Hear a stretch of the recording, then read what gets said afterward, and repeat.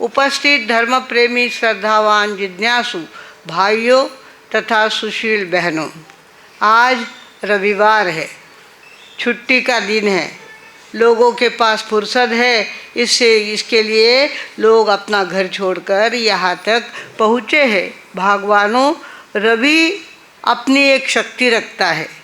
रविवार का जो दिन है, रवि का अर्थ होता है सूर्य, और सूर्य का मतलब होता है अधिकार और शक्ति का प्रतीक।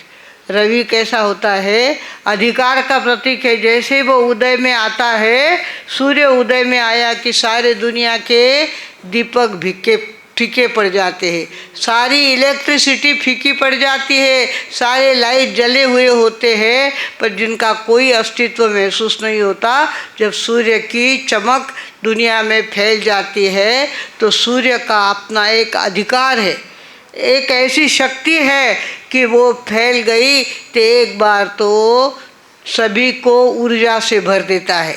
सूर्योदय हो जाने के बाद सोने का मज़ा ख़त्म हो जाता है, ऊर्जा भर जाती है शरीर के अंदर।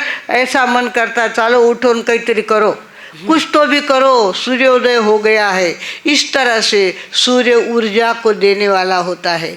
हमारी ये ग्रीनरी जो खास करके शिवाजी नगर में ग्रीनरी बहुत ज़्यादा है, पेड़ बहुत ज़्यादा है। पुराने ज़माने से यहाँ पे लोग समझदार और बुद्धिमान रहते आए हैं, पेड़ों को उन्होंने लगाया है, और जिन्होंने नए घर बनाए पेड़ों को सुरक्षित रख करके घर बनाए हैं। आज भी शिवाजी नगर में पेड़ बहुत ज़्यादा है। ये हरियाली जो नज़र आती है, हरा रंग सूर्य के कारण है। जितने भी रंग है सूर्य के कारण से रंग में रंग भर जाता है, वस्तु में रंग भरता है, हरियाली में रंग भरता है। इसका कारण क्या है? सूर्य है। जैसे ये सूर्य अपना अधिकार जमाता है, अपना अधिकार बताता है, ऐसा हर मानव इस धरती का एक सूर्य है। हर मानव इस धरती का एक सूर्य है, और वो भी अगर चाहे तो अपनी शक्ति के द्वारा कई चमत्कार खड़े कर सकता है, कई बातें खड़ी कर सकता है। हमारे शांति भाव मुत्था देखो कितना काम कर रहे हैं, कितना काम कर रहे हैं। पहले समूह विवाह इतने किए, और अब जो है पानी का संग्रह करने के लिए लगातार प्रयत्न कर रहे हैं। कितने जिले उनके सरकार के परमिशन से उनको मिल गए हैं, और वो पानी का संग्रह बढ़ाएंगे। वहाँ पर मशीनरी ले जाते हैं, गड्ढा करते हैं, और जो बरसात का पानी आता है वो गटर में ना चला जाए, वो सुरक्षित रहे, उसके लिए मेहनत करता है। आदमी अगर चाहे तो बहुत कुछ कर सकता है। भगवानों, तो ये सूर्य, हम भी धरती के कौन हैं? सूर्य है, और हमें चाहिए हम अपनी ज़िंदगी में कुछ ना कुछ प्रकाश फैलाए। जिंदगी की हर सुबह लाती प्रकाश है, फिर भी मनुष्य क्यों भला यूं उदास है। जिंदगी की हर सुबह हमको भी रोज का सूर्योदय देखने को मिलता है। ये हमारे ही भाग है, हमारे भारत के भाग है, जो यहाँ पर सूर्य सवेरे सूर्योदय होता है, शाम को सूर्यास्त होता है, वापस हमारी नींद खुलती है तो फिर से सूर्योदय का आनंद हम ले सकते हैं। ये भारत में ही संभव है। विदेशों में तो सूर्य के दर्शन भी जल्दी होते नहीं है। हम भाग्यवान हैं जो हमको रोज का प्रकाश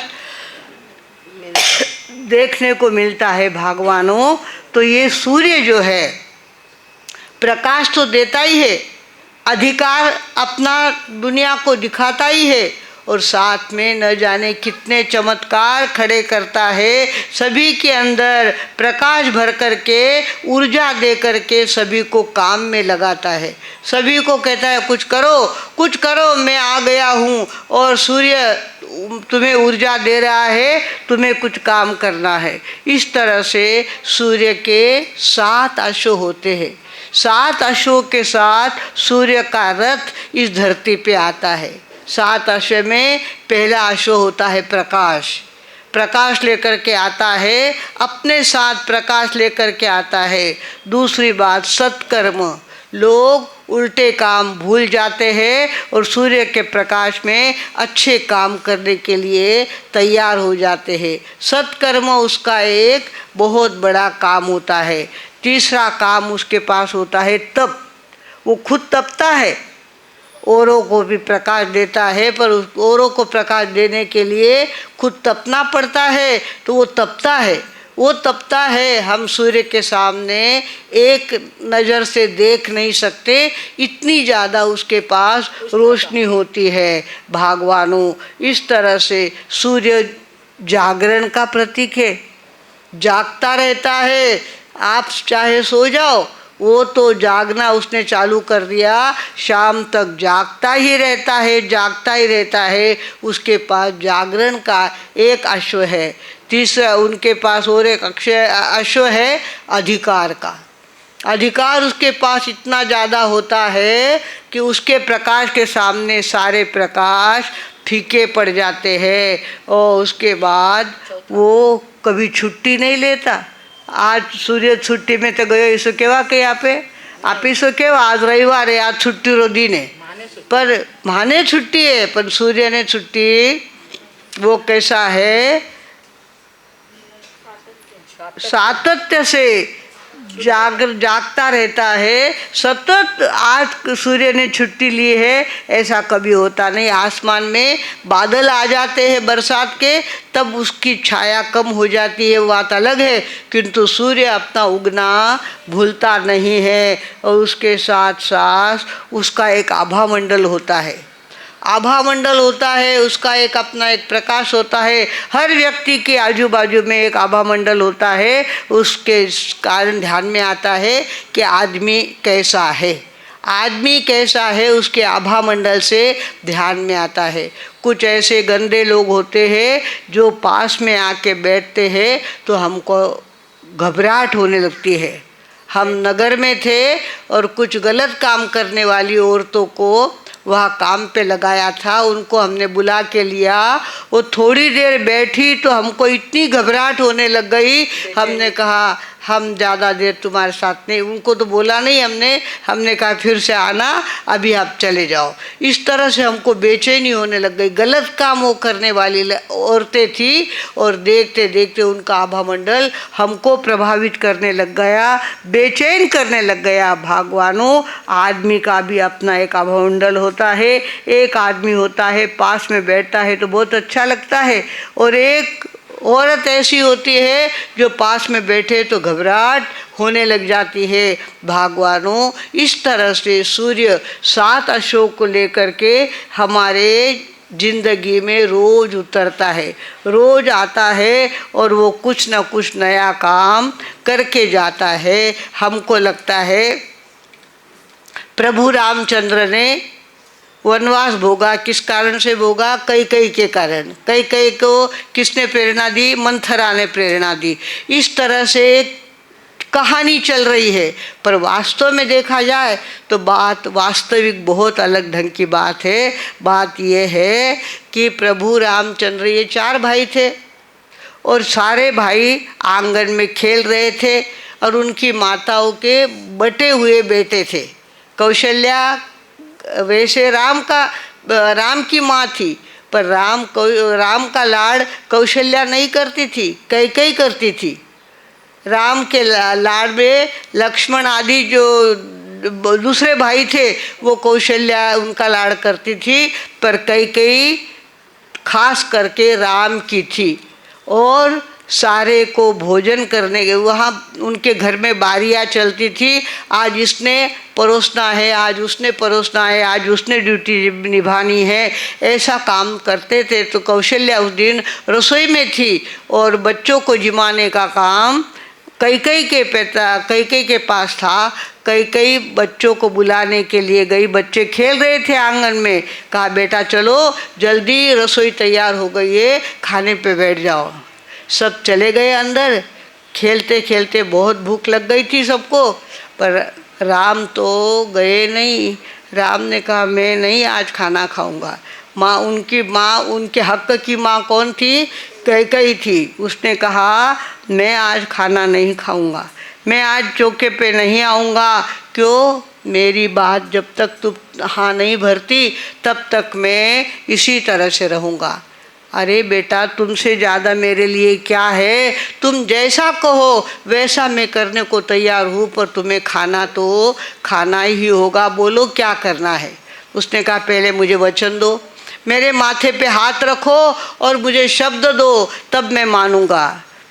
कैकेयी ने राम के माथे पे हाथ रखा और राम ने कहा माँ, मेरे राज्याभिषेक की बातें चल रही है, बड़े बड़े संत अपने राजमहल में आ रहे हैं, बड़े बड़े संतों के पास बैठ कर के अपने पिताजी क्या करें उनसे सलाह ले रहे हैं, कब इनका राज्याभिषेक करना है, कब राम को राजा बनाना है, ये चर्चा चल रही है। और ये चर्चा मुझे बिल्कुल पसंद नहीं है। मैं छोटा हूँ, किंतु मुझे मालूम है कि राजा बनने के बाद वही रिपीट करना पड़ता है। वही मुकुट पहनो, वो अच्छे कपड़े पहन करके राज दरबार में बैठो और सबको आशीर्वाद दो, ये काम करना पड़ता है। मुझे इतना काम अच्छा नहीं लगता, मुझे तो और कुछ करना है। मुझे जंगल में जाना है। वनवास का क्या दुख होता है, वनवास में कैसी तकलीफ पड़ती है, वे मुझे देखनी है। और वहाँ के ऋषि मुनियों पर जो आपत्ति आती है, संकट आते हैं और गलत लोग उनको धर्म ध्यान नहीं करने देते, अंतराय देते हैं, उन लोगों का बंदोबस्त मुझे करना है। मुझे तो जंगल में जाना है। ये बदनामी तुमको लेनी पड़ेगी। मेरे लिए मैं छोटा पड़ता हूँ, मैं बहुत छोटा हूँ और मैं बड़ों के सामने इतनी बात, क्योंकि मर्यादा पुरुषोत्तम पहले से ही थे, वो मर्यादा रखना उनका काम था। तो उन्होंने कहा पहले तो आपको वचन देना पड़ेगा, आपकी बदनामी होगी, आपको लोग गलत कहेंगे, किंतु आपको मेरे लिए काम करना पड़ेगा, मुझे जंगल में भेजने का। अरे बाप रे, इतना कठिन काम, राम को छोड़कर दूसरे को राजा बनाना और तुम्हें जंगल में भेजना, कितनी कठिन बात है ये। माँ, कुछ भी हो, तुम ही ये काम कर सकती हो। तो रानी ने वचन लिए हुए थे, युद्ध के समय वचन लिए हुए थे। किससे? अपने पति से। उनके पति कौन थे? दशरथ से वचन लिए हुए थे। उसने उसका उपयोग किया, बेटे के मोह में उसका उपयोग किया और कहा कि देखो, मुझे आपने वचन दिए हुए हैं और वचन का समय अब आ गया है। मेरे बेटे को तुम्हें राजा बनाने की तैयारी तुम लोग कर रहे हो, पर मुझे उसको तो 14 साल के लिए वनवास भेजना है। 14 साल के लिए बेटे को वनवास भेजना है और ये तो काम आप ही कर सकते हो। और चाहे लोग बुरा कहे, अच्छा कहे, बदनाम करे या सुनाम करे, किंतु मुझे तो जंगल में जाना है, मुझे जंगल में भेजना है राम को। बेचारे दशरथ तो सकपका गए। अरे बाप रे, बेटे को वनवास भेजना कितनी बड़ी बात है, किंतु पत्नी के आगे, नाड़ी के आगे और नारी के आगे आदमी की कुछ नहीं चलती। नाड़ी एक बार हट में आ जाए तो आदमी कुछ नहीं कर सकता, और नाड़ी अगर बंद पड़ जाए तो आदमी कुछ नहीं कर सकता। तो उसको ऐसा लगा, अरे बाप रे, इतना कठिन काम मुझे करना पड़ेगा। और वो काम कैसे हुआ है आपको पता है। राम कहाँ गए? जंगल में गए, 14 बरस वहाँ पे रहे। और वह विचित्र शक्तियाँ जो थी, यज्ञ नहीं करने देती थी, जप नहीं करने देती थी, तप नहीं करने देती थी, ऐसी शक्तियों का बंदोबस्त प्रभु रामचंद्र ने किया। 14 साल तक वे वनवास में रहे। भगवानों, इस तरह से जो धरती के सूर्य होते हैं वे तो कुछ न कुछ अजब गजब का काम करते हैं, और हमें लगता है कि उन्होंने ऐसा क्यों किया। हम कहते हैं उस कैकेयी ने ऐसा क्यों किया, मंथरा ने ऐसी सलाह क्यों दी, पर वास्तव में देखा जाए ये नियति थी, ये नियति थी। और नियति के कारण वो धरती के सूर्य में वो प्रकाश जागृत हुआ और उन्हें जंगल में जाने की इच्छा हो गई। भगवानों, अधिकार का उपयोग उपकार में करते आना चाहिए। अधिकार का उपयोग उपकार में करते आना चाहिए। सबसे ज़्यादा अधिकार आदमी के पास है। आदमी के पास पहली बात बोलने की शक्ति है, दूसरी बात हाथ पैर इतने अच्छे उसके काम करते हैं, तीसरी बात उसका दिमाग चलता है और वो चाहे सो कर सकता है। बेचारे जानवर कर सकते हैं क्या? जानवरों को प्यास लगती है और ग्वाले लोग उनको क्या उनके गले में डोरी बांधकर खूंटे पे उनकी डोरी बांध देते हैं। वे कह नहीं सकते कि अभी तक हमारा पानी पीना बाकी है, पानी नहीं पिया है हमने, अभी इतनी जल्दी मत बांधो। इतना कह सकती है क्या गाय? कह सकता है बैल? नहीं कह सकते। वे आदमी तो बिना प्यास के भी पानी पी लेता है। मैंने पानी दो, पानी उसके पास मांगने की शक्ति है, उसके पास पानी पीने की प्यास तो लगती है सबको, पर पानी पीना ये आपके लिए एकदम आसान काम है और वही काम जानवरों के लिए इतना कठिन काम हो जाता है। भगवानों, इस तरह से हमारे पास हर प्रकार की शक्ति है, हर प्रकार का सामर्थ्य है और हमें चाहिए इस सामर्थ्य का उपयोग हम उपकार के लिए करें, जैसे राम ने किया। राम ने राज्याभिषेक छोड़ा, राज्य की अनुकूलता छोड़ी और जंगल में चले गए 14 साल के लिए। ऐसे हमें भी अपने ज़िंदगी में कुछ न कुछ विपरीत करके शक्ति को जागरूक करना चाहिए। अधिकार पदम प्राप्यम नोपकारम करोति यः, अकारो लुप्यते तत्र ककारो द्वित्वतां भवेत्। अधिकार को जो प्राप्त करके उपकार नहीं करता, उसका अधिकार का अ निकल जाता है। अकारो लुप्यते तत्र, वहाँ का अधिकार का अ निकल गया और बीच वाला क डबल हो गया, तो क्या हो गया? धिक्कार। क्या हो गया? अधिकार का उपयोग जिसने उपकार में नहीं किया उसको क्या मिलता है? धिक्कार मिलता है। पता नहीं लोगों को अपना अधिकार जताने में ही बहुत मज़ा आता है। एक घर में बहुत छाछ होती थी, छाछ लेने के लिए लोग उनके घर में आते थे और सासू ये काम करती थी और बहू दूसरे काम करती थी। उनके घर में एक बाई छाछ लेने के लिए आई और बहू ने देखा कि सासू जी तो घर में है नहीं, बाहर चले गए हैं। उसने कहा आज हमारे यहाँ की छाछ पूरी हो गई है, नहीं है आज छाछ घर में। और वो बाई रास्ते में जा रही थी, उधर से सासू आई। सासू ने कहा क्यों भाई, क्या जा रही हो, कहाँ जा रही हो? बोले तुम्हारे घर जाके आई, छाछ तुम्हारे घर है नहीं, इसके लिए मैं वापस जा रहा हूँ। अरे मेरी बहू नहीं कहने वाली कौन होती है, चलो मैं चलती हूँ तुम्हारे साथ। और वो वापस उस बाई को अपने घर लेके आई, पाटे पे खुद बैठी और बाद में उस बाई को कहा आज हमारे घर की छाछ खत्म हो गई है। अरे ये तो तुम्हारी बहू ने भी कह दिया था। अरे बहू के पास थोड़ी अधिकार है नहीं कहने का, नहीं कहने का अधिकार मेरे पास है। मैं कहूँगी मेरे घर में क्या है क्या नहीं है। इस तरह से बहू नहीं काम कर सकती जो काम मुझे करना चाहिए। इसके लिए मैं अपने मुंह से तुम्हें कह सकती हूँ कि आज हमारे घर में छाछ नहीं है। भगवानों, अधिकार का उपयोग उपकार में करने के बजाय ईगो को स्ट्रांग करने में करने जो लोग करते हैं वो घर को बर्बाद कर देते हैं।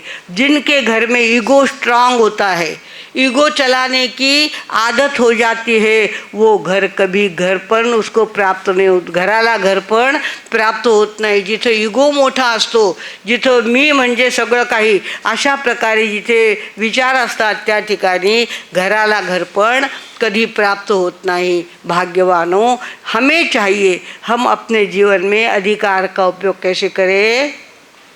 अधिकार पदम प्राप्यम नोपकारम करोति यः, अकारो लुप्यते तत्र ककारो द्वित्वतां भवेत्। ककार जब डबल हो जाता है, अकार निकल जाता है तो धिक्कार उसको मिलता है। भगवानों, हमारी जिंदगी में हम भी इस धरती के एक सूर्य है। हमने भी 9 घाटियाँ पार की है। एकेंद्रिय, बेंद्रिय, तेंद्रिय, चौरेंद्रिय, पंचेंद्रिय। एकेंद्रिय के 5 भेद हमारे होते हैं, पृथ्वी, पानी, अग्नि, वायु, वनस्पति, ये एकेंद्रिय के भेद होते हैं। फिर बेंद्रिय, तेंद्रिय, चौरेंद्रिय, यहाँ तक भी हम लोग जाके आए हैं और ये 9 घाटियाँ पार करने के बाद हम मनुष्य बने हैं। हमारे पास ताकत आई है और हम चाहे जो कर सकते हैं। तो करने के लिए जिंदगी केवल न जीने का बहाना, जिंदगी केवल न जीने का बहाना, जिंदगी केवल न सांसों का खजाना, जिंदगी सिंदूर है पूरब दिशा का, जिंदगी सिंदूर है पूरब दिशा का, जिंदगी का काम है सूरज उगाना, जिंदगी का काम है सूरज उगाना। हमारी ज़िंदगी में सवेरे उठते हैं तभी हमको संकल्प करना चाहिए, आज मुझे कोई न कोई अच्छा काम करना है, कोई न कोई अच्छा काम मैं करूँगा। इस तरह से मैं अपने जीवन में क्या करूँगा, अपने जीवन को सफल बनाने के लिए कुछ ना कुछ मुझे अच्छा काम करना है। माताजी महाराज साहब सवेरे सामयिक करते तभी संकल्प कर लेते थे कि आज इतना ही पानी ढोलना है, आज इतना ही आहार करना है, आज इतनी वनस्पति खानी है, आज कंदमूल नहीं खाने हैं, सारे 14 नियम सवेरे ही ले लेते थे। भगवानों हमें भी चाहिए, हम क्या करें, उठ जाग मुसाफिर भोर भई, अब रैन कहाँ जो सोवत है। उठ जाग मुसाफिर भोर भई, अब रैन कहाँ जो सोवत है। जो सोवत है वो खोवत है, जो जागत है वो पावत है। जो सोवत है वो खोवत है, जो जागत है सो पावत है। उठ जाग मुसाफिर भोर भई, अब रैन कहाँ जो सोवत है। आज हमारे सामने रविवार, हमारी ज़िंदगी का एक रविवार आया है और आज के दिन हम संकल्प करेंगे, हमारे अधिकार का उपयोग हम सत्कार्य में करेंगे और अपनी शक्ति का ज़्यादा से ज़्यादा सदुपयोग कैसे हो सके उसके लिए संकल्पबद्ध होंगे। भगवानों सूर्य से प्रेरणा लेकर के हमें चाहिए, उत्थाय उत्थाय बोद्धव्यम कि मध्यम सुकृतम कृतम, आयुष्य खंडमादाय रविरस्तम गमिष्यति। आयुष्य का खंडम आदाय, आयुष्य का एक टुकड़ा लेकर के सूर्य रोज अस्ताचल की ओर जाता है, खाली हाथ नहीं जाता। वो जब खाली हाथ आता है पर आपके ज़िंदगी के आयुष्य का एक टुकड़ा लेकर के वो रवाना होता है। तो उत्थाय उत्थाय बोद्धव्यम, हे भगवान उठ उठ करके बोध को प्राप्त कर कि आज तुझे कौन सा सत्कार्य करना है, कौन सा सत्कार्य करना है, आज तेरे द्वारा कौन सा काम होने वाला है, इसका संकल्प कर। उत्थाय उत्थाय बोद्धव्यम कि मध्यम सुकृतम कृतम, आयुष्य खंडमादाय रवि ही अष्टम गमिष्यति। आयुष्य का टुकड़ा लेकर रवि अस्ताचल की ओर रोज जा रहा है। हमारे आयुष्य का रोज का एक एक दिन कम हो रहा है। जितने दिन हमारे हाथ में है उतने दिनों में हमारे द्वारा कोई न कोई सत्कार्य होना चाहिए, सत्कर्म होना चाहिए, ऐसा सभी संकल्प करें और आने वाले हर रविवार को ऐसे संकल्प करने की आदत लगाए और अपने जीवन में अपने अधिकार का सदुपयोग करें। ऐसी सद्भावना रखते हुए अब मैं विराम लेती हूँ। आज रविवार है, आज देर हुई तो भी चलेगा, अभी तक हमारे पास 15 मिनट बाकी है, 10:15 हो चुके हैं और 10:30 को हमारा कार्यक्रम पूरा होने वाला है। बाकी कार्य अब हमारे संघ के लोग करने वाले हैं। संघ के हाथ में माइक सौंप कर मैं हाँ, ख़ास तौर पर आज थोड़ा सा ध्यान करना है आपको, थोड़ा सा, ज़्यादा नहीं, 5-10 मिनट का आप ध्यान जरूर करेंगे।